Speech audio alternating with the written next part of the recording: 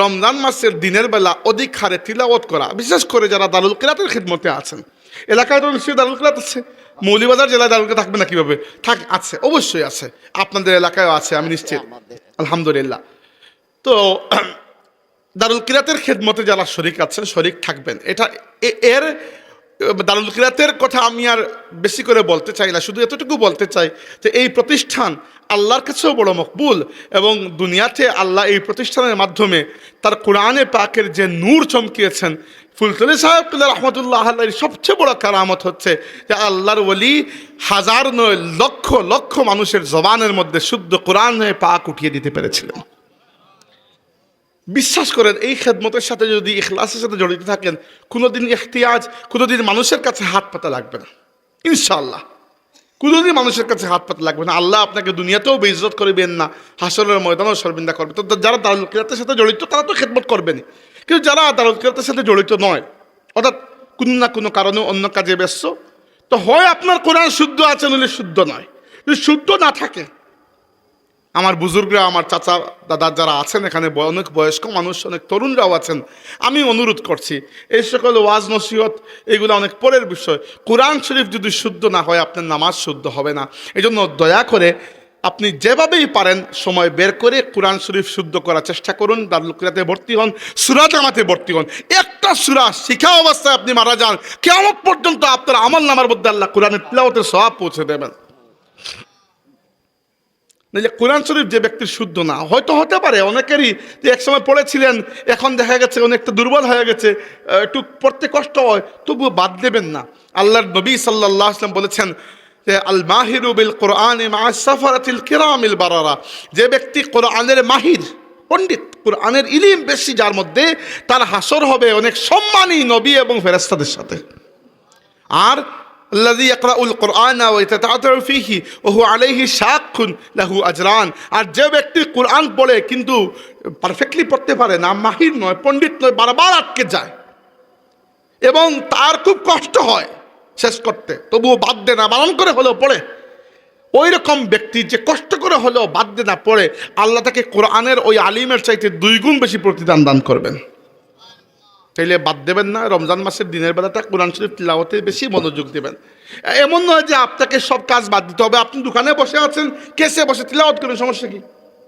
আর 2 নম্বরটা হচ্ছে রাতে যদি ঘুমিয়ে পড়েন, কমসে কম সেহরির জন্য তো উঠতে হবে, তাই না? তো সেহরির জন্য ধরেন উঠলেন আপনি 3:15-তে, তো আপনি যদি 20টা মিনিট আগে উঠে যান, তাহাজ্জুদের নামাজ সুন্নত হচ্ছে 8 রাকাত। 8 রাকাত পড়া তো এত কোনো কঠিন বিষয় না। এই আমার কথাটা খেয়াল রাখবেন, রমজান মাসের জন্য একটা রুটিন বানিয়ে নেন যে রমজান মাসের জন্য তাহাজ্জুদের নামাজ কাজা না হয়, রমজান মাসের জন্য তাহাজ্জুদের নামাজ বাদ না হয়। আল্লাহ যেন তৌফিক দেন, আমরা বলি আল্লাহুম্মা আমিন। আর যারা রাতে ঘুমাবেন না তাদের জন্য তো সুবিধা, আপনি 8 রাকাত কি বেশি পড়তে পারেন, কিন্তু ঘুম থেকে উঠে যদি পড়েন, সুন্নত হচ্ছে 8 রাকাত পড়া। আল্লাহর রাসূলের মামুল ছিল 8 রাকাত, কিন্তু না ঘুমান যদি, তাইলে তো আপনি বেশি পড়তে পারবেন। ওইটা কিয়ামুল লাইল বলে। আল্লাহ বলছেন কুমিল লাইলা ইল্লা কালিলা, রাতের একটু অংশ হে নবী আপনি ঘুমান, আর বাকি রাত আপনি কিয়ামুল লাইল আদায় করুন। তো রমজান থেকে বেশি মর্তবাপূর্ণ আর কোন মাস হতে পারে?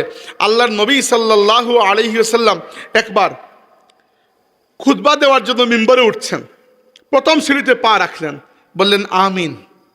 2 নম্বর সিঁড়িতে পা রাখলেন, বললেন আমিন। 3 নম্বর সিঁড়িতে পা রাখলেন, বললেন আমিন। সাহাবীরা নামাজের পরে জিজ্ঞেস করলেন, ইয়া রাসূলুল্লাহ, আজকে একটা বিষয় দেখলাম, আগে কখনো শুনেন না এইটা, আপনি প্রত্যেকটা মিম্বরের প্রত্যেকটা সিঁড়িতে পা রাখেন আর বলেন আমিন। আমিন মানে কি? মানে আমিও সমর্থন দিচ্ছি, আমারও এই কথা, এটাকে বলা হয় আমিন, সমর্থন দেওয়া। রাসূল পাক সাল্লাল্লাহু আলাইহি ওয়াসাল্লাম বললেন যে আমি যখন প্রথম সিঁড়িতে পা রাখলাম, ফেরেশতা জিবরাইল এসে বললেন, ইয়া রাসূলুল্লাহ, যে ব্যক্তি তার বৃদ্ধ মা বাবাকে পেল আর এদের খেদমত করে জান্নাতে যেতে পারল না, সে বরবাদ হয়ে যাক। আল্লাহর নবী সমর্থন দিলেন এবং বললেন আমিন। 2 নম্বর সিঁড়িতে পা রাখার পরে জিবরাইল বলেন, ইয়া রাসূলুল্লাহ, যে ব্যক্তি মাহে রমাদান পেল, রমাদান মাস পেল, আর রমাদান মাসকে কাজে লাগিয়ে আল্লাহর কাছ থেকে তার গুনাহকে মাফ করাতে পারলো না, সে বরবাদ হয়ে যাক। আল্লাহর রাসূল বললেন আমিন। 3 নম্বর সিঁড়িতে পা রাখার পরে বললেন, ইয়া রাসূলুল্লাহ, যে ব্যক্তি যার সামনে আপনার নাম মুবারক উচ্চারণ করা হলো, মুহাম্মদ এই নাম মুবারক উচ্চারণ করা হলো, আর সে দুরূদ পড়ল না, সে পড়ল না সাল্লাল্লাহু আলাইহি ওয়াসাল্লাম, সে বরবাদ হয়ে যাক। আল্লাহর হাবিব বললেন আমিন, সে বরবাদ হয়ে যাক। আচ্ছা, সিঁড়ির বিষয়টা উল্টাপাল্টা হতে পারে, হয়তো আমি এক পিস করে ফেলেছি, কিন্তু জি নামাই দেন। তাইলে কি বলছিলাম আমি, যে রাসূল সাল্লাল্লাহু আলাইহি ওয়াসাল্লাম তিনটা বিষয়ে বরবাদ হওয়ার ব্যাপারে সমর্থন দিয়েছেন। একটা কি, আপনি বৃদ্ধ মা বাবাকে পেলেন, আর মা বাবা মৃত্যুর সময় আপনার উপর সন্তুষ্ট ছিলেন না, অসন্তুষ্ট হয়ে মারা গেলেন, বা মা বাবাকে আপনি এমন কষ্ট দিয়েছেন, অর্থাৎ মা বাবাকে আপনি এমন কোনো খেদমত করেন নাই যে মা বাবাকে আপনাকে দোয়া দিবেন, এমন কোনো দোয়া নিতে পারেন নাই যে দোয়ার মাধ্যমে আপনার জান্নাতের যাওয়ার নিশ্চয়তা হবে, তাইলে আপনার চান্সটা একবারে কমে গেল, এই সুযোগ আর পাবেন না। 2 নম্বর, যে ব্যক্তি রমাদান মাস পেল আর এই মাসকে কাজে লাগিয়ে আল্লাহর কাছে তাওবা ইস্তেগফার করে ক্ষমা চেয়ে তার জীবনের গুনাহগুলো মাফ করাতে পারলো না, তার চান্স কমে গেল। আর 3 নম্বর, যে ব্যক্তির সামনে নামে মুহাম্মদ উচ্চারণ করা হলো আর সে পড়ল না সাল্লাল্লাহু আলাইহি ওয়াসাল্লাম, সে বরবাদ হয়ে যাবে। অতএব রাসূল সাল্লাল্লাহু আলাইহি ওয়াসাল্লামের নাম কোনো জায়গায় নাম মুবারক উচ্চারণ করা হলে দুরূদ শরীফ পড়া ওয়াজিব, পড়তেই হবে।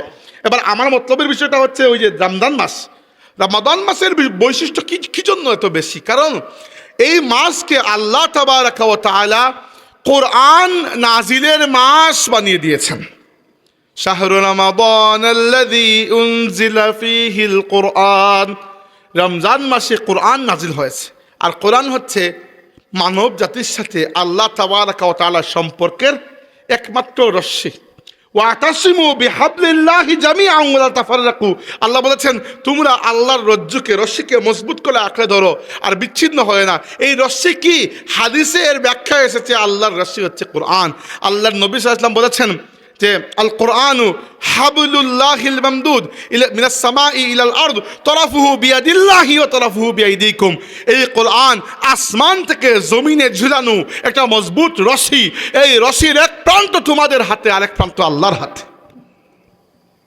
এই জন্য আল্লাহ বলেছেন ফামান শাহিদা মিনকুম শাহরা ফালিয়াসুম, যে ব্যক্তি রমাদান মাস পায় সে যেন পুরো মাস রোজা রাখে।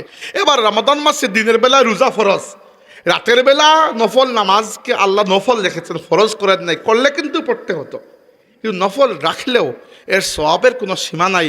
আল্লাহর রাসূল সাল্লাল্লাহু আলাইহি ওয়াসাল্লাম বলেছেন মান সামা, শুনেন, মান সামা রমাদানা ঈমানান ওয়া ইহতিসাবান গুফিরা লাহু মা তাকদ্দামা মিন যামবিহি ওয়া মান কামা রমাদানা ঈমানান ওয়া ইহতিসাবান গুফিরা লাহু মা তাকদ্দামা মিন যামবিহি, যে ব্যক্তি ঈমানের সাথে এবং নেকির আশায়, সওয়াবের আশা বুকের মধ্যে নিয়ে রমাদান মাসের দিনের বেলা রোজা রাখে আর রাতে নফল নামাজ আদায় করে, আল্লাহ তার পূর্ববর্তী সারা জীবনের গুনাহকে মাফ করে দেন।